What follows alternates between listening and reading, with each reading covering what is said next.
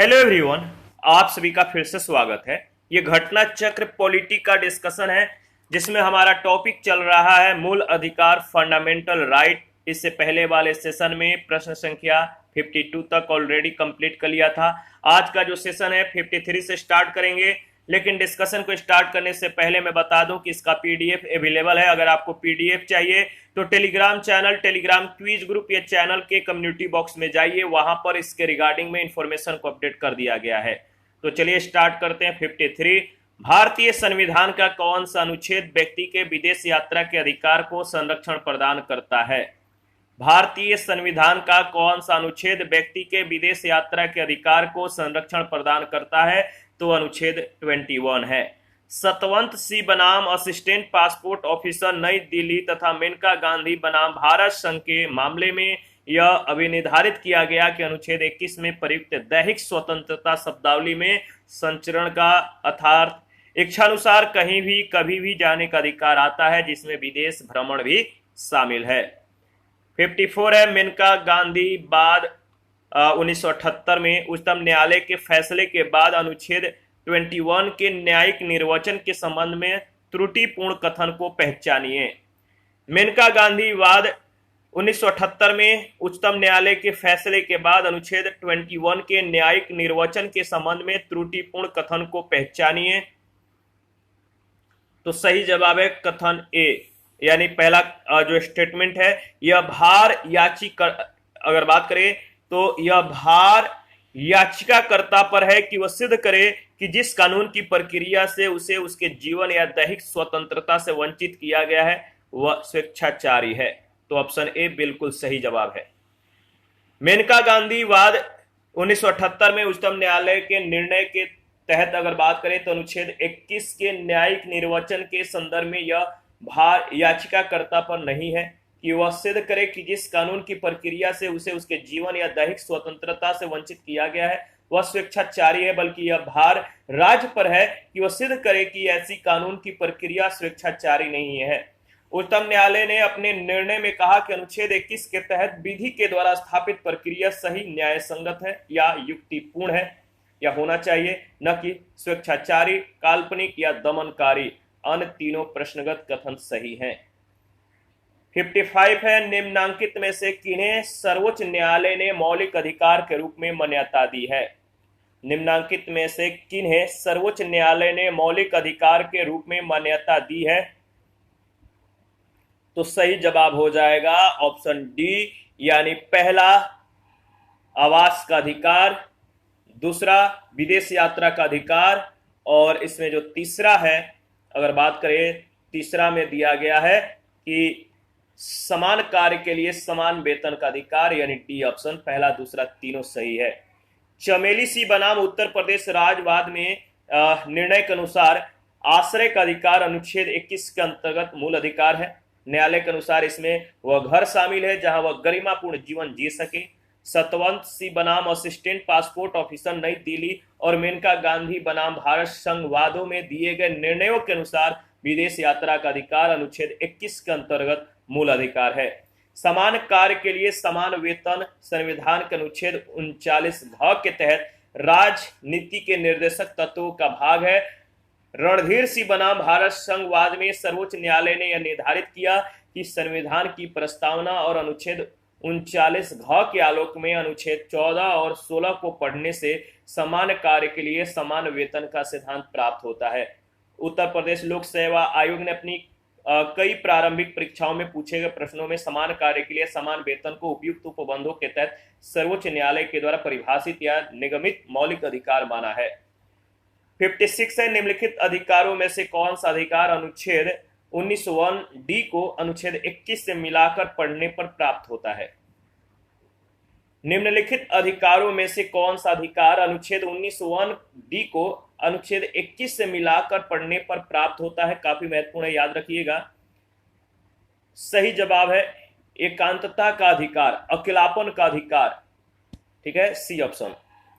इन चारों में से किसी भी अधिकार का उल्लेख अलग से या स्पष्ट मूल अधिकारों में से नहीं हुआ है, लेकिन उच्चतम न्यायालय ने अपने सृजनात्मक निर्वचन के द्वारा जो है इन चारों अधिकारों को मूल अधिकारों में अंतर्निहित माना है।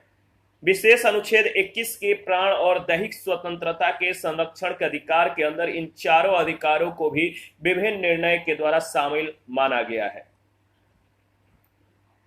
देखिए, गोविंद बनाम मध्य प्रदेश राज्यवाद तथा मलक सी एवं अन्य बनाम पंजाब और हरियाणा वाद आदि में सर्वोच्च न्यायालय के द्वारा यह अभिनिर्धारित किया गया कि संविधान के अनुच्छेद 19(1)(d) भारत के राज्य क्षेत्र में सर्वत्र आबाद संचरण का अधिकार को अनुच्छेद 21 से मिलाकर पढ़ने पर एकांतता या निजता का अधिकार प्राप्त होता है। उल्लेखनीय है कि जस्टिस के.एस. पुट्टास्वामी बनाम भारत संघवाद में अगस्त 2017 में सर्वोच्च न्यायालय की 9 सदस्यीय संविधान पीठ ने निजता के अधिकार को संविधान के अनुच्छेद 21 में अंतर्निहित और संविधान के भाग 3 के द्वारा गारंटीकृत स्वतंत्रताओं का भाग मानते हुए इसे स्पष्ट संवैधानिक संरक्षण प्रदान किया है।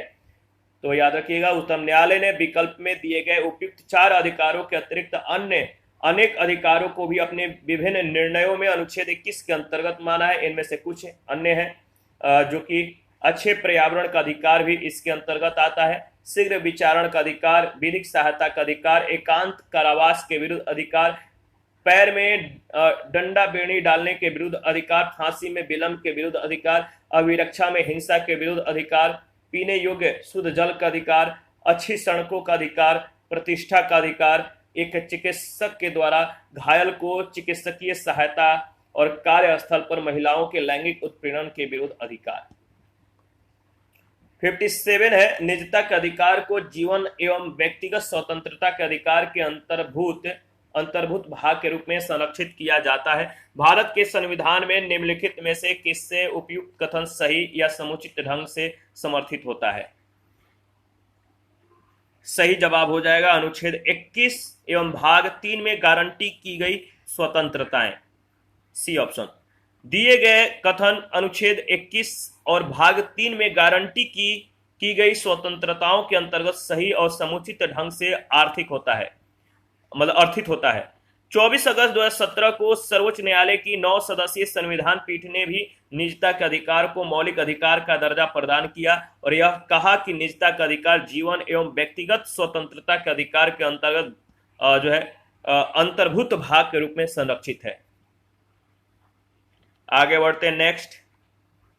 प्रश्न संख्या 58 है, भारत के संविधान के किस अनुच्छेद के अंतर्गत निजता का अधिकार संरक्षित है?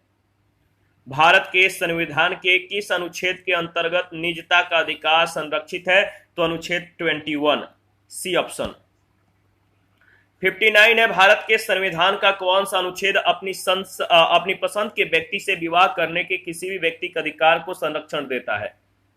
भारत के संविधान का वह कौन सा अनुच्छेद है जो अपनी पसंद के व्यक्ति से विवाह करने से या विवाह करने के लिए किसी भी व्यक्ति के अधिकार को संरक्षण प्रदान करता है? तो इसका सही जवाब हो जाएगा, देखिए सही जवाब है अनुच्छेद 21, 21। 27 मार्च 2018 को गैर सरकारी संगठन शक्ति वाहिनी बनाम भारत संघवाद में गैर सरकारी संगठन शक्ति वाहिनी बनाम भारत संघवाद में केस में उच्चतम न्यायालय ने जीवन साथी चुनने के अधिकार को मूल अधिकार मानते हुए इस अनुच्छेद 21 में निहित माना था। प्रश्न संख्या 60 है, निम्नलिखित में से कौन सा अनुच्छेद संविधान के अनुच्छेद 21 के दायरे में नहीं आता है? कौन सा संविधान के अनुच्छेद 21 के दायरे में नहीं आता है? तो सही जवाब है मृत्युदंड, डी ऑप्शन। जगमोहन सिंह बनाम स्टेट ऑफ उत्तर प्रदेश के मामले में सर्वोच्च न्यायालय की 5 सदस्यीय पीठ ने मृत्युदंड को अनुच्छेद 21 का उल्लंघनकारी मानने से मतलब कि इनकार कर दिया। यानी स्पष्ट अगर बात करें तो मृत्युदंड अनुच्छेद 21 के दायरे में नहीं आता है। मृत्युदंड आर्टिकल 21 के दायरे में नहीं आता है। 61 है, निम्न में से कौन सा एक अधिकार राष्ट्रीय आपातकाल तक में भी समाप्त या सीमित नहीं किया जा सकता है? कौन सा एक अधिकार है जो राष्ट्रीय आपातकाल के दौरान भी समाप्त या सीमित नहीं किया जा सकता है? तो सही जवाब है व्यक्तिगत स्वतंत्रता तथा जीवन का अधिकार। व्यक्तिगत स्वतंत्रता और जीवन के अधिकार को आपातकाल के दौरान भी समाप्त या सीमित नहीं किया जा सकता है, याद रखिएगा। देखिए 44वें संविधान संशोधन 1978 के बाद 21 आर्टिकल 21 में प्रदत्त प्राण और दैहिक स्वतंत्रता का मौलिक अधिकार राष्ट्रीय आपातकाल की स्थिति में भी सीमित या समाप्त नहीं किया जा सकता है। अनुच्छेद 352 के तहत राष्ट्रीय आपातकाल घोषित हुआ है तो अनुच्छेद 359 के तहत राष्ट्रपति के आदेश से कोई या सभी मूलाधिकार स्थगित किए जा सकते हैं। अनुच्छेद 21 तथा अनुच्छेद 20 जो कि अपराधों के लिए दोषसिद्धि के संबंध में संरक्षण प्रदान करता है, इसको स्थगित नहीं किया जा सकता है। याद रखिएगा, यदि युद्ध या बाह्य आक्रमण के कारण आपात घोषित हुआ है तो अनुच्छेद 358 के प्रावधानों के तहत अनुच्छेद 19 के द्वारा प्रदत्त मूल अधिकार स्वतः निलंबित हो जाता है। यानी जो आर्टिकल 19 है, वाक्य स्वतंत्रता आदि विषय कुछ अधिकारों का संरक्षण जो है इसमें दिया गया है। इसको मतलब कि 352 के तहत जब आपात घोषित होता है किसके आधार पर, तो युद्ध या बाह्य आक्रमण के आधार पर, तो आर्टिकल 358 के प्रावधानों के तहत अनुच्छेद 19 के द्वारा जो प्रदत्त मूल अधिकार है ये स्वतः निलंबित हो जाता है। 62 है, उच्चतम न्यायालय के किस मामले के निर्णय के कारण संविधान के अनुच्छेद 21 के कार्य क्षेत्र का विस्तार कर शिक्षा के अधिकार को उसमें शामिल किया गया था। उच्चतम न्यायालय के किस मामले के निर्णय के कारण संविधान के अनुच्छेद 21 के कार्यक्षेत्र का विस्तार कर शिक्षा के अधिकार को उसमें शामिल किया गया था। सही जवाब क्या होगा, फटाफट कमेंट कीजिए। सही जवाब है उन्नी कृष्णन बनाम आंध्र प्रदेश। उन्नी कृष्णन बनाम आंध्र प्रदेश, ऑप्शन ए। उच्चतम न्यायालय ने 1993 में 14 वर्ष तक की आयु के बच्चों के लिए निःशुल्क शिक्षा को अधिकार के रूप में जो है यह कहते हुए संगठित किया कि इस देश के नागरिक को शिक्षा का मौलिक अधिकार प्राप्त है। यह अधिकार अनुच्छेद 21 से निकला है। हालांकि यह एक निरपेक्ष अधिकार नहीं है। इसकी विषय वस्तु और मापदंडों को अनुच्छेद 45 और 41 के आलोक में निर्धारित करना पड़ेगा। 63 है, 6 वर्ष की आयु से 14 वर्ष की आयु के बीच सभी बच्चों को शिक्षा का अधिकार। 6 वर्ष की आयु से 14 वर्ष की आयु के बीच के सभी बच्चों को शिक्षा का अधिकार किसके तहत दिया गया है,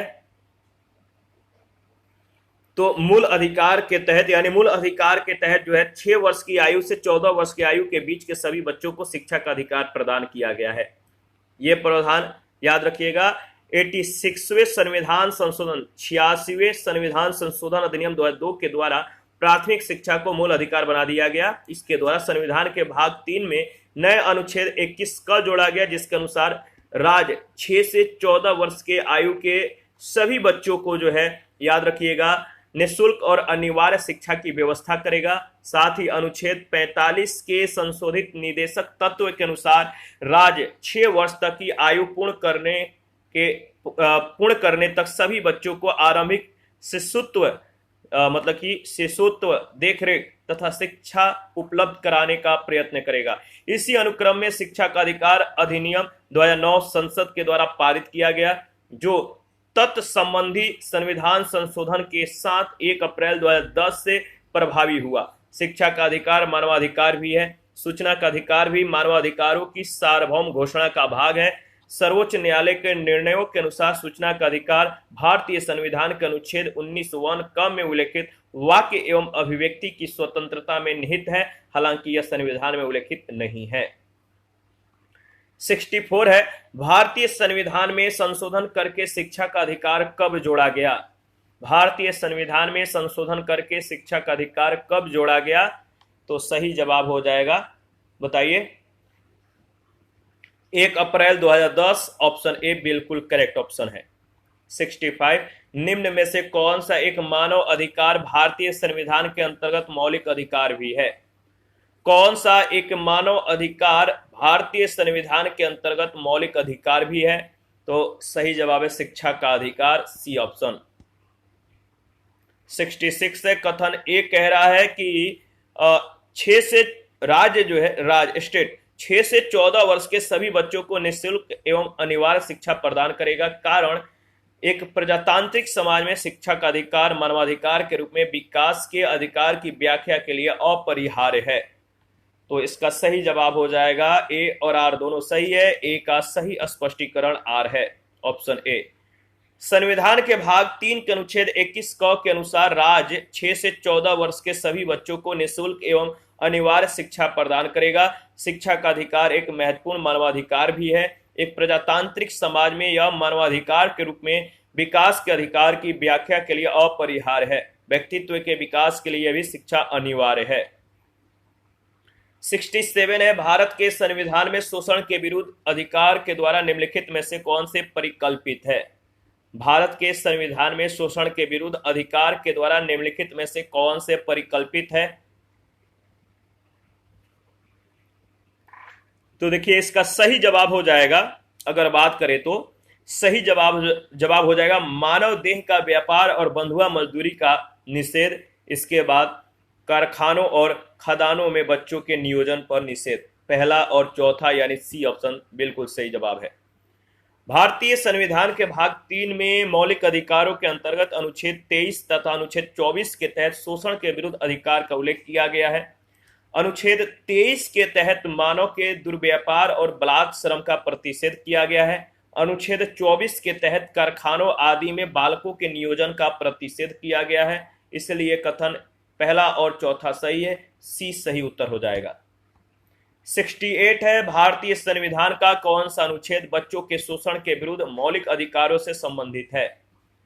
भारतीय संविधान का कौन सा अनुच्छेद बच्चों के शोषण के विरुद्ध मौलिक अधिकार से संबंधित है? सही जवाब हो जाएगा अनुच्छेद 24, डी ऑप्शन, अनुच्छेद 24। संविधान के अनुच्छेद 24 के अनुसार 14 वर्ष से कम आयु के किसी बालक को किसी कारखाने या खान में काम करने के लिए नियोजित नहीं किया जाएगा या किसी अन्य परिसंकटमय नियोजन में नहीं लगाया जाएगा। 69 है, भारत के संविधान का अनुच्छेद 24 जोखिमपूर्ण कार्यों से संबंधित कारखानों में बालकों के नियोजन को निषेध करता है। ऐसा निषेध है किस प्रकार का निषेध है? तो पूर्ण निषेध है, ऑप्शन ए। भारत के संविधान का अनुच्छेद 24 जोखिमपूर्ण कार्यों से संबंधित कारखानों में बालकों के नियोजन का पूर्ण निषेध करता है। इस अनुच्छेद के अनुसार 14 वर्ष से कम आयु के किसी भी बालक को किसी कारखाने या खान में काम करने के लिए नियोजित नहीं किया जाएगा या किसी अन्य परिसंकटमय नियोजन में भी नहीं लगाया जाएगा। इसके बाद 70 नंबर है, भारत के संविधान के अंतर्गत कौन सा अनुच्छेद कारखानों में बालकों के नियोजन का प्रतिषेध करता है? भारत के संविधान के अंतर्गत कौन सा अनुच्छेद कारखानों में बालकों के नियोजन का प्रतिषेध करता है? तो अनुच्छेद 24, डी ऑप्शन। 71 है, मूल अधिकारों से संबंधित संविधान के निम्नलिखित अनुच्छेदों में से कौन सा एक प्रत्यक्ष रूप से बालकों के शोषण से संबंधित है? मूल अधिकारों से संबंधित संविधान के निम्नलिखित अनुच्छेदों में से कौन सा एक प्रत्यक्ष रूप से बालकों के शोषण से संबंधित है? सही जवाब हो जाएगा आर्टिकल 24, अनुच्छेद 24। 72 है, आईसीसीपीआर के अनुच्छेद किस अनुच्छेद के द्वारा बालक अधिकार को सुरक्षित किया गया है? आईसीसीपीआर के अनुच्छेद किस अनुच्छेद के द्वारा बाल अधिकार को सुरक्षित किया गया है? तो अनुच्छेद 24 के द्वारा बाल अधिकार को सुरक्षित किया गया है, यानी international covenant on civil and political rights, ICCPR के अनुच्छेद 24 के द्वारा बाल अधिकार को सुरक्षित किया गया है। उल्लेखनीय है कि भारत के संविधान के अनुच्छेद 24 के द्वारा भी बालक अधिकार का संरक्षण किया गया है, बाल अधिकार का। 73 है, संविधान का कौन सा अनुच्छेद दोष सिद्धि के संबंध में अभियुक्तों के दोहरे दंड एवं स्व अभिशंसन से संरक्षण प्रदान करता है? संविधान का कौन सा अनुच्छेद दोष सिद्धि के संबंध में अभियुक्तों को दोहरे दंड एवं स्व अभिशंसन से संरक्षण प्रदान करता है? सही जवाब हो जाएगा अनुच्छेद 20, डी ऑप्शन। संविधान के अनुच्छेद 20(2) के अनुसार अगर बात करें तो किसी व्यक्ति को एक ही अपराध के लिए एक बार से अधिक अभियोजित और दंडित नहीं किया जा सकता है। अनुच्छेद 20(3) के अनुसार किसी अपराध के लिए अभियुक्त किसी व्यक्ति को स्वयं अपने विरुद्ध साक्षी होने के लिए बाध्य नहीं किया जाएगा। 74 किसी अपराध के अभियुक्त को स्वयं अपने विरुद्ध गवाह बनाने के लिए बाध्य नहीं किया जा सकता है। भारतीय संविधान के किस अनुच्छेद में यह प्रावधान है? किसी अपराध के अभियुक्त को स्वयं अपने विरुद्ध गवाह बनाने के लिए बाध्य नहीं किया जा सकता है। भारतीय संविधान के किस अनुच्छेद में यह प्रावधान है? तो सही जवाब हो जाएगा अनुच्छेद 20(3) में, ऑप्शन ए। इसके बाद है 75 किसी व्यक्ति को एक ही अपराध के लिए एक बार से अधिक अभियोजित और दंडित नहीं किया जाएगा। अपराधों के लिए दोषसिद्धि के संबंध में उपरोक्त संरक्षण किस अनुच्छेद के अंतर्गत दिया गया है? किसी व्यक्ति को एक ही अपराध के लिए एक बार से अधिक अभियोजित और दंडित नहीं किया जाएगा। अपराधों के लिए दोषसिद्धि के संबंध में उपरोक्त संरक्षण किस अनुच्छेद के अंतर्गत दिया गया है? तो अनुच्छेद 20 बी ऑप्शन। 76 है निम्नलिखित में से कौन भारतीय संविधान के अनुच्छेद 20 का हिस्सा नहीं है? आर्टिकल 20 का हिस्सा नहीं है। तो सही जवाब है यातना के विरुद्ध निषेध, सी ऑप्शन। संविधान के अनुच्छेद 20 यानी अपराधों के लिए दोषसिद्धि के संबंध में संरक्षण दिए गए हैं। इसके तहत यातना के विरुद्ध निषेध शामिल नहीं है, जबकि दोहरे दंड की धारा कायोत्तर विधि, ठीक है, याद रखिएगा, तथा स्वयं अपने विरुद्ध साक्षी होने से निषेध इन मतलब कि अगर बात करें तो निषेध अतः अनुच्छेद 20 कायोत्तर विधि एक ही अपराध के लिए दोहरे दंड और किसी अपराध के लिए अभियुक्त को स्वयं अपने विरुद्ध साक्षी होने से संरक्षण प्रदान करता है। 77 है बंदी बनाए गए व्यक्ति के मौलिक अधिकारों की रक्षा किस अनुच्छेद से प्रदत्त है? बंदी बनाए गए व्यक्ति के मौलिक अधिकारों की रक्षा किस अनुच्छेद से प्रदत्त है? तो याद रखिएगा सही जवाब हो जाएगा अनुच्छेद 22। संविधान के अनुच्छेद 22 में कुछ दशाओं में गिरफ्तारी और निरोध से संरक्षण जो है प्रदान किया गया है। इस अनुच्छेद के खंड 1 के अनुसार किसी व्यक्ति को जो गिरफ्तार किया गया है, ऐसी गिरफ्तारी के कारणों से यथाशीघ्र अवगत कराए बिना अभिरक्षा से निरुद्ध नहीं रखा जाएगा या अपनी रुचि के विधि व्यवसायी से परामर्श करने और प्रतिरक्षा करने के अधिकार से वंचित नहीं रखा जाएगा। आगे बढ़ते हैं नेक्स्ट प्रश्न संख्या 78 निम्नलिखित में से कौन सुमेलित नहीं है? कौन सुमेलित नहीं है? तो देखिए इसमें सी ऑप्शन है कि अनुच्छेद 22(2) संसद विधि के द्वारा उन परिस्थितियों का निर्धारण कर सकेगी जिसके अंतर्गत 3 माह से अधिक निरुद्ध किया जा सकेगा। सी ऑप्शन सही नहीं है। 22(2) के अनुसार अनुच्छेद 22(2) के अनुसार प्रत्येक व्यक्ति को जो गिरफ्तार किया गया अभिरक्षा में निरुद्ध रखा गया है, अभिरक्षा में निरुद्ध रखा गया है। गिरफ्तारी के स्थान से मजिस्ट्रेट के न्यायालय तक यात्रा के लिए आवश्यक समय को छोड़कर ऐसी गिरफ्तारी से 24 घंटे की अवधि में निकटतम मजिस्ट्रेट के समक्ष पेश किया जाएगा। ऐसे व्यक्ति को मजिस्ट्रेट के प्राधिकार के बिना उक्त अवधि से अधिक अवधि के लिए अभिरक्षा में निरुद्ध नहीं रखा जाएगा। अनुच्छेद 22(7) में यह प्रावधानित है कि संसद विधि के द्वारा उन परिस्थितियों का निर्धारण कर सकेगी जिसके अंतर्गत 3 माह से अधिक निरुद्ध किया जा सकेगा। 79 प्रत्यक्ष बंदीकरण अधिनियम के अंतर्गत एक व्यक्ति बिना मुकदमा चलाए बंदी बनाया जा सकता है। प्रत्यक्ष बंदीकरण अधिनियम के अंतर्गत एक व्यक्ति बिना मुकदमा चलाए बंदी बनाया जा सकता है। तो सही जवाब है 3 माह के लिए, बी ऑप्शन।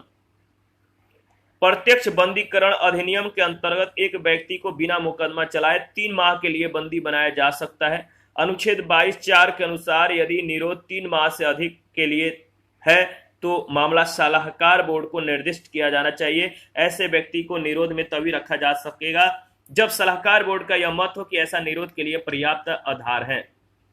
प्रश्न संख्या 80 प्रिवेंटिव डिटेक्शन के अंतर्गत एक व्यक्ति को बिना मुकदमा चलाए बंदी कितने महीने तक बनाया रखा जा सकता है? प्रिवेंटिव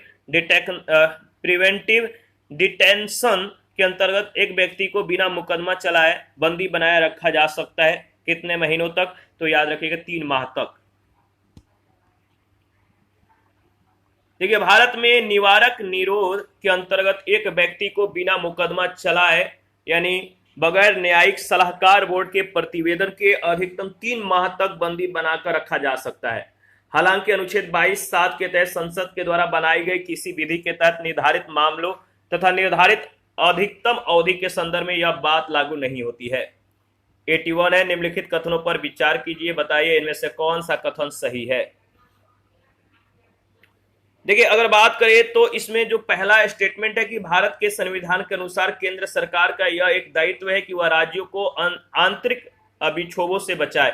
ठीक है, तो पहला बिल्कुल सही है, दूसरा तीसरा सही स्टेटमेंट नहीं है। तो इस सभी के बारे में हम लोग डिस्कस करेंगे। भारतीय संविधान के अनुच्छेद 355 के अनुसार अगर बात करें तो संघ का यह कर्तव्य है कि वह बाह्य आक्रमण और आंतरिक अशांति से प्रत्येक राज्य के अनुसार चलाया जाना सुनिश्चित करे। पहला कथन सत्य है। संविधान के अनुच्छेद 22(1) के अनुसार किसी व्यक्ति को जो गिरफ्तार किया गया है, ऐसी गिरफ्तारी के कारणों से यथाशीघ्र अवगत कराए बिना अभिरक्षा में निरुद्ध नहीं रखा जाएगा या अपनी रुचि के विधि व्यवसायी से परामर्श करने और प्रतिरक्षा कराने के अधिकार से वंचित नहीं रखा जाएगा।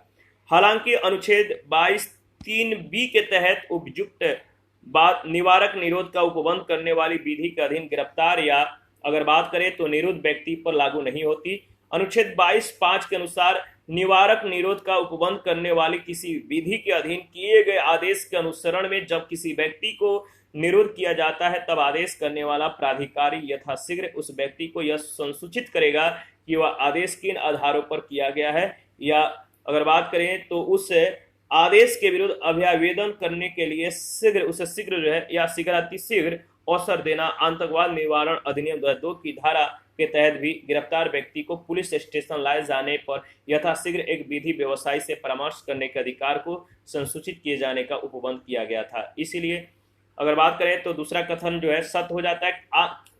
ठीक है, आतंकवाद निवारण अधिनियम 2002 की धारा 32 के अनुसार पुलिस अधिकारी के समक्ष अभियुक्त की संस्वीकृति को साक्ष्य के रूप में प्रयुक्त किया जा सकता था।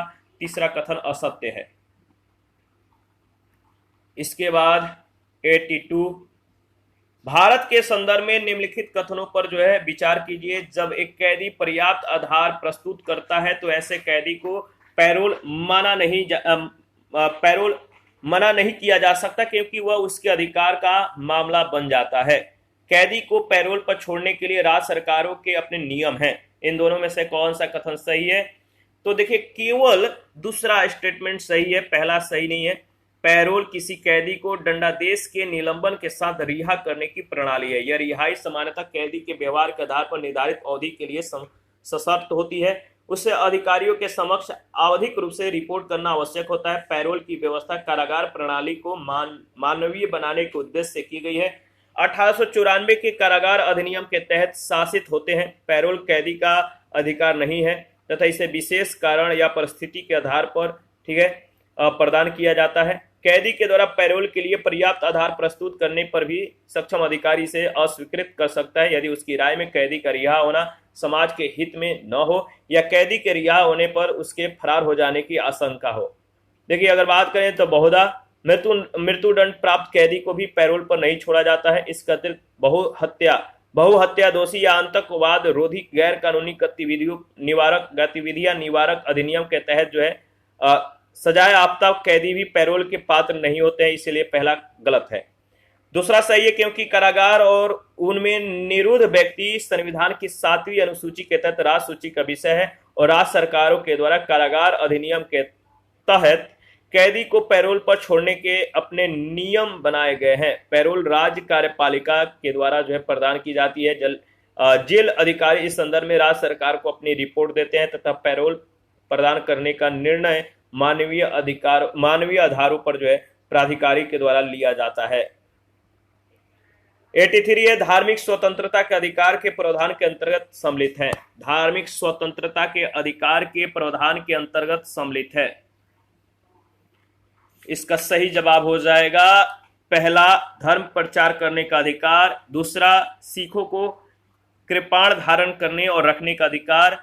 इसके बाद तीसरा, राज्यों को समाज सुधारक विधि निर्माण का अधिकार। चौथा है, धार्मिक निकायों को लोगों का धर्म परिवर्तन कराने का अधिकार। पहला, दूसरा, तीसरा सही है, चौथा गलत है। धार्मिक स्वतंत्रता के मौलिक अधिकार के प्रावधानों के अंतर्गत धर्म प्रचार करने का अधिकार तथा राज्यों को समाज सुधारक विधि निर्माण का अधिकार। अनुच्छेद 25 के तहत सिखों को कृपाण धारण करने और रखने का अधिकार अनुच्छेद 25 का स्पष्टीकरण 1 में शामिल है। धार्मिक निकायों को लोगों का धर्म परिवर्तन कराने का अधिकार धार्मिक स्वतंत्रता के अधिकार में शामिल नहीं है। 84 है, संविधान के किस अनुच्छेद के अंतर्गत सिखों के द्वारा कृपाण धारण करना धार्मिक स्वतंत्रता का अंग माना गया है? बताइए, संविधान के किस अनुच्छेद के अंतर्गत सिखों के द्वारा कृपाण धारण करना धार्मिक स्वतंत्रता का अंश माना गया है? तो अनुच्छेद 25 के तहत। 85 है, भारतीय संविधान के अनुच्छेद 25 का जो संबंध है किससे है? भारतीय संविधान के अनुच्छेद 25 का जो संबंध है किससे है? तो याद रखिएगा, धर्म की स्वतंत्रता से, सी ऑप्शन। 86 है, भारतीय संविधान के अनुच्छेद 25 में प्रयुक्त हिंदू शब्द किसे सम्मिलित नहीं करता है? हिंदू शब्द किसे सम्मिलित नहीं करता है? तो सही जवाब है पारसियों को, सी ऑप्शन। इसके बाद देखिए, भारतीय संविधान के अनुच्छेद 25(2) ख में प्रयुक्त हिंदू शब्द के अंतर्गत बौद्ध, जैन और सिख शामिल है, जबकि पारसी इसमें सम्मिलित नहीं है। 87 है, संविधान के अनुच्छेद 25 के अंतर्गत धर्म स्वतंत्रता का अधिकार किसके अधीन नहीं है? संविधान के अनुच्छेद 25 के अनुसार धर्म स्वतंत्रता का अधिकार किसके अधीन नहीं है? सही जवाब हो जाएगा अगर बात करें तो 87 का सही जवाब है, याद रखिएगा, क्या? मानववाद। मानववाद यानी डी ऑप्शन। संविधान के अनुच्छेद 25(1) के अनुसार लोक व्यवस्था, सदाचार और स्वास्थ्य के उपबंधों के अधीन रहते हुए सभी व्यक्तियों को अंतःकरण की स्वतंत्रता का और धर्म के अबाध रूप से मानने, आचरण करने और प्रचार करने का समान अधिकार है। इसमें मानववाद सम्मिलित नहीं है। 88 है, संविधान के अनुच्छेद 26 में धार्मिक कार्यों के प्रबंधन की स्वतंत्रता पर क्या प्रतिबंध लगाया गया है? संविधान के अनुच्छेद 26 में धार्मिक कार्यों के प्रबंध की स्वतंत्रता पर क्या प्रतिबंध लगाया गया है? तो याद रखिएगा, अगर बात करें तो देखिए, पहला जो है आपका लोक व्यवस्था है, क्या है? पहला अगर बात करें तो पहला में क्या दिया गया है? तो आपका पहला है लोक व्यवस्था। इसके बाद चौथा है, क्या ये सही है?